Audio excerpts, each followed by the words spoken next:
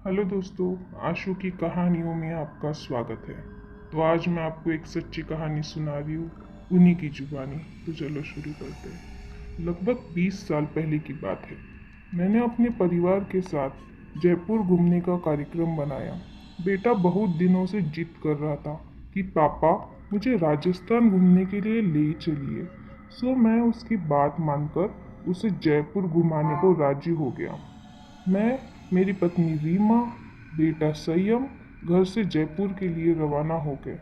हम 2 दिन पूरा जयपुर घूम लिए, लेकिन मेरे पास अभी 2 दिन की छुट्टी और भी बची थी। तो मैंने सोचा क्यों ना अजमेर शरीफ भी हो आते हैं।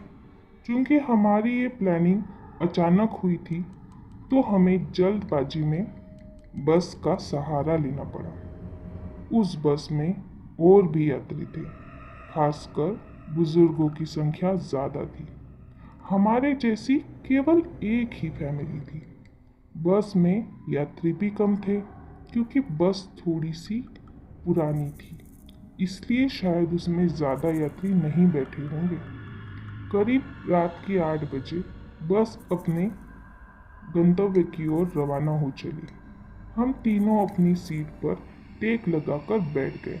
संयम तो सो ही गया, लेकिन मुझे और रीमा को बीच बीच में हल्की हल्की झपकी सी आ जाती। एक तो वीरान अनजान सी जगह, ऊपर से ये बेजान बस, मुझे बहुत अनकंफर्टेबल लग रहा था। ड्राइवर को भी शायद बहुत जल्दी थी जाने की, इसलिए वो बस को तेज रफ्तार में भगाए चला जा रहा था। अंदर से डर भी लग रहा था कि कहीं वो बस को ठोक ना दे, क्योंकि अंधेरा घना था। साथ में सुनसान सड़क के किनारे, जिन पर ना कोई घर दिख रहा था और ना ही कोई इक्का दुक्का वाहन, बहुत ही कम था। कुछ बुजुर्गों ने ड्राइवर को टोका कि बस की रफ्तार जरा धीमी करो। कुछ समय तक तो उसने बस को धीमी रफ्तार से चलाया, लेकिन फिर कुछ टाइम बाद उसने फिर रफ्तार बढ़ाई।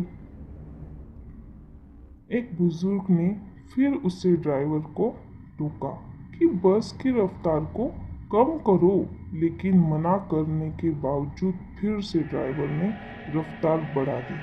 तब ड्राइवर ने जवाब दिया कि अंकल जी, जो मैं कर रहा हूँ वो बिल्कुल ठीक कर रहा हूँ। मैंने सुना है कि ये इलाका अच्छा नहीं है, बहुत ही ज़्यादा खतरा है इस जगह, और हम इस इलाके को जितना जल्दी पार कर पाए, आगे बढ़ जाए, उतना ही अच्छा होगा। ड्राइवर की बात को सुनकर सबने कहा कि चलो ठीक है, बस को तेज की रफ्तार से ही आगे बढ़ाते। तेज रफ्तार से आगे बढ़ रही थी। एक तेज आवाज के साथ बस का थोड़ा संतुलन गड़बड़ाया और बस थोड़ी दूर बढ़ी और रुक गई। अब सब घबरा गए कि अचानक ये क्या हुआ। इतना खतरनाक इलाका और बस का रुकना, किसी का भी दिल डर जाएगा। ड्राइवर ने अपनी टॉर्च जलाई, बस के नीचे उतरा और उसने देखा कि क्या बात है, बस क्यों, आखिर क्या हुआ, क्यों रुकी। कुछ देर का मुआयना करने के बाद उसे पता चला कि बस के पीछे के दोनों पहिए पंचर हो चुके हैं और बस में एक्स्ट्रा पहिया भी नहीं है जिसके उसकी मरम्मत की जा सके। अब क्या किया जाए, सब सोच में पड़ गए। रेतीली अनजान जगह, अमावस की गहरी काली रात, जंगली जानवरों का डर और बस का यूं खराब हो जाना, सबके तो जैसे होश ही उड़ गए। सबकी जान अटक गई थी। अब क्या करे क्या ना करे, किसी को कुछ भी समझ नहीं आ रहा था। तभी कंडक्टर को थोड़ी दूर एक रोशनी दिखाई दी। उसने सबको कहा कि देखो देखो, वहां से रोशनी दिखाई दे रही है, हो सकता है कि वहां कोई गांव हो। चलो सब वहां चलते हैं, शायद रात भर के लिए कोई सुरक्षित जगह मिल जाए। अगर एक एक कोठरी भी मिल गई तो सबका एक रात का बैठकर निकालने का तो हो ही जाएगा। तो सब ने कंडक्टर की बात से सहमत हो गए। सब अपना अपना सामान उठाए और चल पड़े उस रोशनी की ओर। जैसे ही उस सब रोशनी की नजदीक पहुंचे तो हम एक बड़ी सी कोठरी दिखाई देने लगी, जिसे देखने से लग रहा था कि वो कोई बहुत पुरानी सी सराय है जहाँ भूले भटके मुसाफिर रुकते होंगे। सब कोठरी के दरवाजे के बाहर खड़े हो गए। ड्राइवर ने बड़ी हिम्मत करके दरवाजे की सांकल को खटखटाई। एक बहुत ही बूढ़े व्यक्ति ने दरवाजा खोला। उनके सिर पर एक बड़ी सी पगड़ी थी। गले में पुराने जमाने का कोई आभूषण था। कानों में कुंडल भी पहन रखा था। कुर्ते के ऊपर उन्होंने एक सदरी पहन रखी थी। कमर में धोती, पैरों में पुराने जमाने की ऊंट की चमड़े से बनी हुई मोजड़ी पहन कर रखी थी और हाथ में एक बड़ा सा लठ ले रखा था। वो और उनका पहनावा बहुत ही अजीब लग रहा था। तभी कंडक्टर ने कहा बड़ी हिम्मत करके, पंचर हो गई है काका हमारी बस। हम सबको रात गुजारने के लिए आपकी कोठरी में थोड़ी जगह मिल जाती तो बड़ी मेहरबानी होती। उस कोठरी के मालिक ने कहा डरने की कोई जरूरत ना है। सराय तो मैंने भूले भटके मुसाफिरों की मदद करने के लिए ही बनाई है। मैं चौधरी सुमेध सिंह और ये हमारी घरवाली धन्नो है, मुसाफिरों का ख्याल रखते हैं। आप सब लोग भीतर पधारो, जो हम दोनों से बन पड़े हम आपकी मदद करेंगे। कंडक्टर बोला बहुत बहुत धन्यवाद ताऊ, बड़ी मेहरबानी जो इन अनजान जगह में आप हमारी मदद कर रहे हो। चौधरी सुमित सिंह बोले इसमें धन्यवाद की क्या बात है, ये तो हमारा फर्ज है। मारे तो बहुत खुशी हुई जो आप लोग हमारे यहाँ पधारे। ये रहा पानी से भरा हुआ मटका, इस बड़ी सी डलिया में पूरी रखी है और उस बड़ी सी बटलोही में आलू की तरकारी। ये रहे पत्तल और आप सब अपना अपना खाना परोस लीजिए।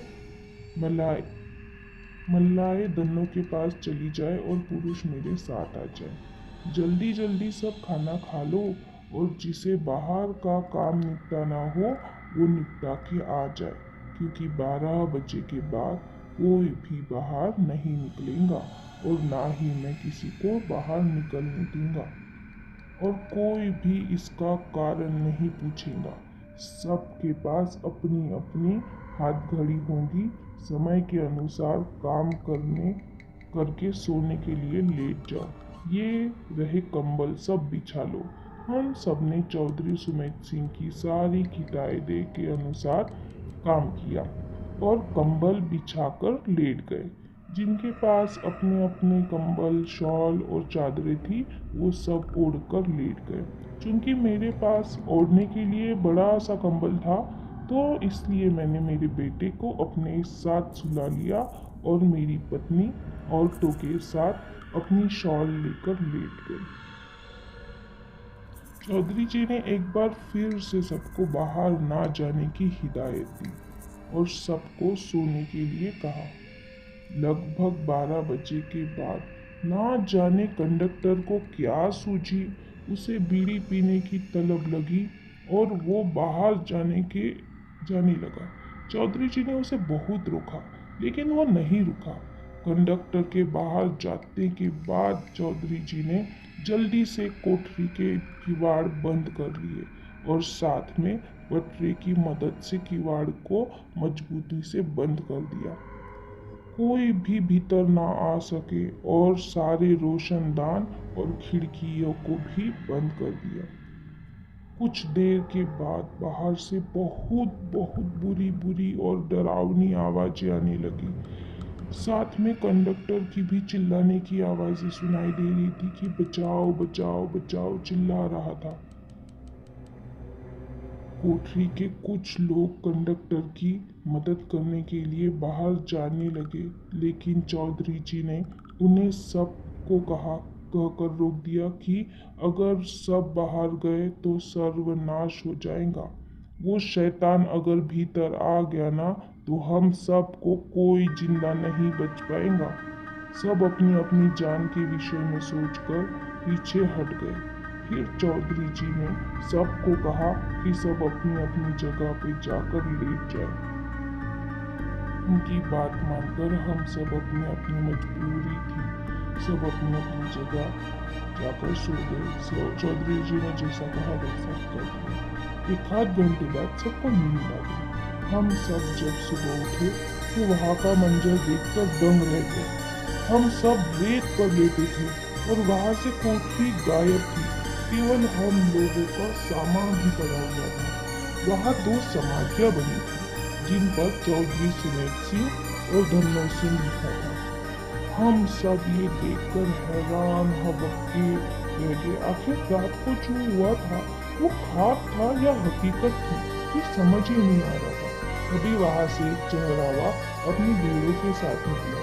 उसको हम लोगों ने सारी बात बताई तो उसने बताया कि यहाँ बहुत समय पहले एक सराया हुआ करती थी जिसकी रखवाली चौधरी सुमेध सिंह और उनकी पत्नी धन्नो किया करते थे और उन दोनों की स्वर्गवास के बाद आज भी उनकी आत्माएं निकटते हुए मुसाफिरों की मदद करती जाती है। इस इलाके में बहुत शैतानी आत्माएं रहती है जो लोगों को मार डालती है, लेकिन सुमेध सिंह और उनकी पत्नी की आत्माएं अच्छी है, इसलिए वो लोगों की मदद करती है। आ जाते हैं। ये सब कहकर चौराहा वहां से चला गया, लेकिन हम सब मुंह देखते रह गए और आंखें खुली की खुली रह गई। फिर हम सबको कुछ समझ नहीं आया। हम सब ने अपना सामान उठाया और हम सब बस की ओर निकल पड़े। बस की ओर आए तो देखा कि कंडक्टर की लाश लहूलुहान पड़ी थी। वो सब देखकर हम सब के दिल दहला गए, दौड़ के खड़े हो गए। थोड़ी देर इंतजार करने के बाद वहां से एक दूसरी बस गुजरी और हम सब उस बस में बैठकर अपने अपने जगह की तरफ निकल पड़े।